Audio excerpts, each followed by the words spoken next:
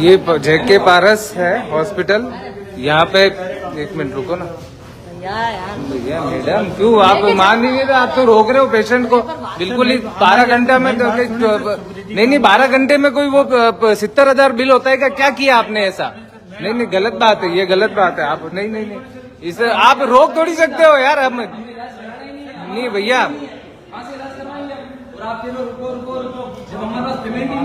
कैसे जमा करवाएंगे?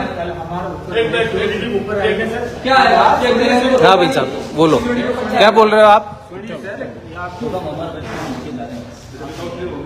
नहीं भैया कोई काउंसलिंग नहीं यहाँ पे। चलो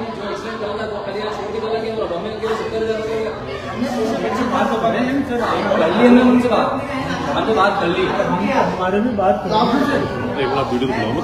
क्यों नहीं बनाऊं वीडियो? क्या नाम है आपका? लाइव चल रहा है, वीडियो कोई नहीं है। सब उदयपुर वाले वैसे भी देख रहे हैं आपके। जेके पारस है ना आपका हॉस्पिटल। नहीं भाई साहब आप रोक कैसे सकते हो? आप हटो यार, चलो हटो यार। क्यों रोक रहे हो आप पेशेंट को? नहीं आप हटो, ले आगे ले। तो मैं भी आपको कोऑपरेट कर रहा हूँ यार। भैया यार ये नहीं होता है। लो ले आप आगे आओ। लेडीज समझा नहीं आप हम भी समझा रहे हैं ना। हम भी आपको समझा रहे हैं भैया। नहीं देखो वो बुला रहे हैं सर, हम बोल रहे बात करें आप ऐसे कैसे जा सकते हो? मेरे फादर का कल 5:30 बजे एक्सीडेंट हुआ। मैं प्रताप नगर मैकेनिक हूँ। मैं मैकेनिक के लिए काम कर रहा था गाड़ी में। तो मेरे मदर और फादर दोनों मेरे चित्रकूट नगर मकान पे मलतलई से मिठाई देने के लिए आ रहे थे। तो लगभग 5 से 5:30 बजे के बीच में किसी का फ़ोन आता है, पापा के फ़ोन से, कि भैया आपके फादर का एक्सीडेंट हो गया है और ये पारस हॉस्पिटल में इनको लेके आए और आप जल्दी आओ, इनकी हालत गंभीर है। मैं प्रताप नगर से पारस हॉस्पिटल तक आया, जितने 10 मिनट लगते ही लगते हैं। मेरे उस बंदे के 10 फोन आ गए, भैया जल्दी आओ, इमरजेंसी है, जल्दी आओ। मैंने कहा भैया मेरे पास मोटरसाइकिल में आ ही रहा हूँ। यहाँ आके मैंने देखा तो स्ट्रेचर पे सो रहे थे, मम्मी पास में बैठे हुए हैं, ठीक है ना। तो बोला, मैंने कहा यार आपने ट्रीटमेंट चालू क्यों नहीं किया?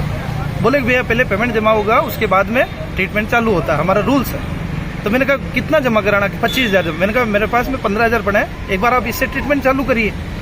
15,000 जमा कराने के बाद में उन्होंने ट्रीटमेंट चालू किया। फिर 10 मिनट बाद में मेरे को बोलते हैं 10,000 और करवानी, क्यों MRI करवानी पड़ेगी, सर में लगी है MRI, जो भी इनकी लैंग्वेज होती है उस हिसाब से इन्होंने 10,000 और लिए मेरे से। तो बोला 24 घंटे तक ये 25,000 रुपये। मैंने इनसे कंफर्म पूछा कि सर ये 25,000 लगाने के बाद में क्या क्या होगा, कि ये 24 घंटे तक रिकवरी होने के बाद में सुबह देखते हैं, ये अभी ट्रीटमेंट चालू कर देते हैं, फिर सवेरे क्या करना है नहीं करना आपको बता देंगे। फिर इन्होंने सवेरे में 6:30 से 6 बजे मैं घर पे गया चित्रकूट नगर, वहाँ नहा धो के आधे घंटे में वापस आया। जितने आता हूँ मेरे दीदी बैठे थे, मलतलई से सुबह मिलने के लिए आया कि क्या हो गया पापा के, ऐसा कुछ हुआ। तो दीदी बैठे हुए थे, तो दीदी का फोन आया कि भैया ये डॉक्टर साहब आए, ये कह रहे हैं नीचे लेके जाना कोई जांच के लिए। तो मैंने कहा मैं नीचे आ गया हूँ, तो वो लेके आ ही रहे वार्ड बॉय।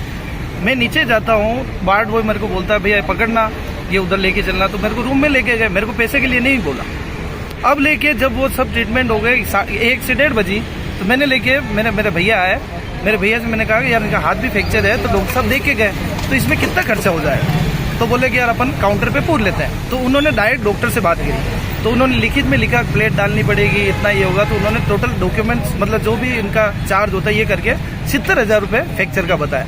तो मैंने लेके कहा मेरे 70,000 रुपये मैं यहाँ नहीं करा सकते, आप एक काम करते हैं अपन यहाँ से डिस्चार्ज ले लेते हैं। तो 25,000 मैंने रात को जमा करा रखे थे और सवेरे मैंने इनसे 1 से 1:30 बजे मैंने पूछा, तो 70,000 इन्होंने फ्रैक्चर का बताया, तो मैं नहीं करवा सकता। अब लेके ये बोल रहे हैं कि 70,000 बिल और है बाकी है आपका 25,000 के अलावा।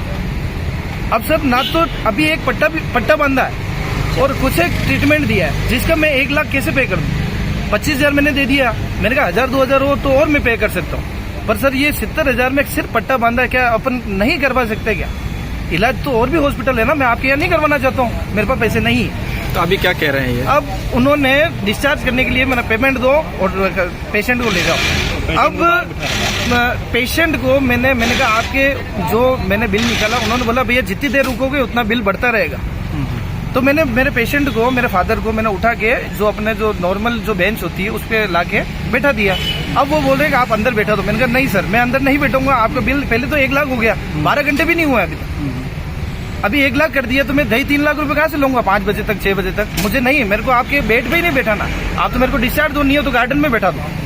अब वो गार्ड ना तो निकलने दे रहे हैं और अब खुद कंप्रोमाइज करके कभी कह रहे 45,000 दे दो, 36,000 रुपए दे दो। सर मैं 36,000 दे दूं, 25,000 तो दे दिए, अब 36 ने 45 कहाँ से दे दूं? जबकि ट्रीटमेंट चालू हो जाता, फ्रैक्चर का ऑपरेशन हो जाता तो मैं मानता चलो सब कुछ हो गया। अब मैं किस तरह से इनको आप देखिए, मेरे फादर को बैठा रखा है और मैं यहाँ से मतलब किस तरह निकलूं? प्रशासन को बुला दिया इन्होंने, प्रशासन बोले कि मैं आपसे नहीं करवा सकता हूँ, ये तो आप जिसके ऊपर रिपोर्ट दर्ज कराओगे मैं उसको पकड़ के ले जाऊंगा। मैंने साइन कर रखे मेरे फादर के लिए, तो मुझे ले जाइए आप, मुझे आप ले जाइए ना।